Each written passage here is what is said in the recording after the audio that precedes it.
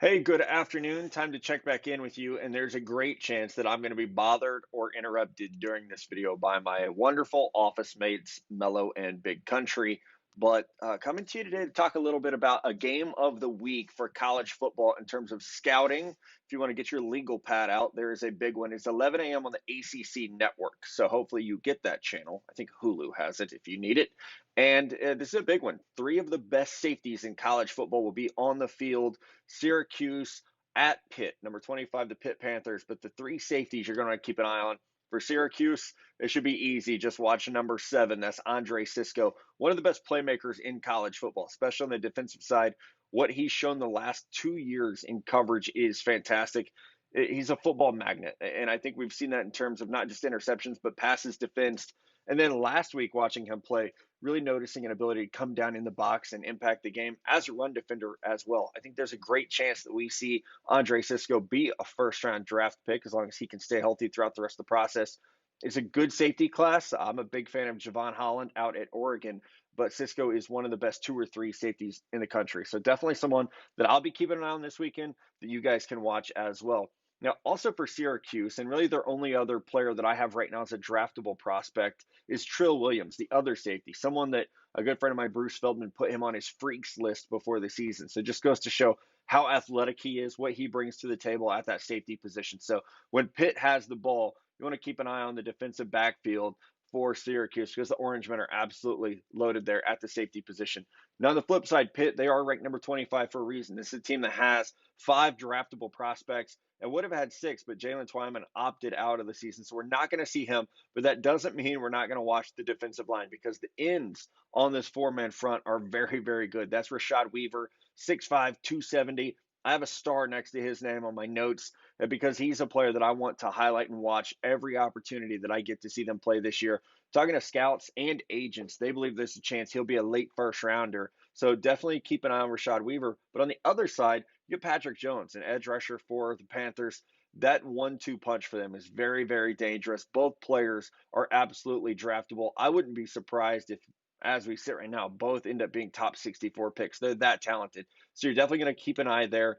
But Pitt also has a very good safety of their own. Strong safety, Paris Ford, someone whose name has been really in the minds of scouts for the last 2 years. And the play is backed up. I mean, the reputation's there for a reason. He's very, very impactful from that strong safety position. Another guy that I think will be a top 100 pick, maybe even top 75 when it's all said and done. 2 guys on offense, you're going to want to keep an eye out for Pitt. That's center Jimmy Morrissey, and he'll be getting the ball to quarterback Kenny Pickett. Kenny Pickett, probably a late round prospect at the quarterback position, but in a year where we don't have a lot of senior quarterbacks, I do think he's someone that we're probably going to see be at the Senior Bowl in Mobile, Alabama in late January, and a guy who could get a combine invite. If you go 10 to 12 deep at the quarterback position, he's definitely going to be in there in that conversation, at least as a top 10 quarterback this year, depending on how many underclassmen we have come out. Now, I did open this up on Twitter for some questions, and a good buddy, Brett slash Kanye West Stan account. So Brett, so not a Kanye fan. I'm gonna be honest, not a Kanye fan here. But he wants to know about Michigan State's new staff. They've made the football program more accessible for scouts. He said, "How do you think this impacts the program moving forward?" So Brett, this is huge, and it's something that Nick Saban has done very well at Alabama, where is that if you're a scout, all access. What do you need? Because Nick Saban understands that players being drafted highly is the best recruiting tool that you have outside of winning national championships. And not only that, but he's able to really work with these NFL teams where there's a level of trust. And I think that's what's so important to what he's built at Alabama. And I think we're going to see that at Michigan State with the new coaching staff, what that philosophy is. They were known forever as a team like you didn't even want to go up there as a media member because you were not going to get any access. So I think this is great for recruiting because you hear things like that. I mean, obviously we're talking about it right now. So I think that only makes them more appealing, especially with Michigan, kind of having an open door policy as well. I think Michigan State, this is just a sign of the times. They're catching up to what everybody else is doing. So good for them. And then Joshua Bronstein, he's got to ask a Jets question. I feel so badly for you, Joshua.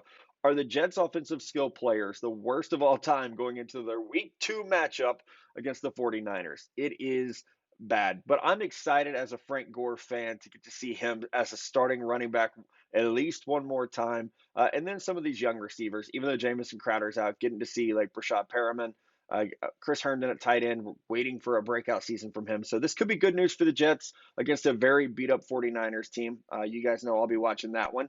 And I'll be here this weekend, not in my office. I'll be at home in my office watching college football, watching NFL games, and I will definitely be bothering you on YouTube. So please subscribe, leave questions in the comments. I'll be hanging out answering those all weekend long. You guys have a good time.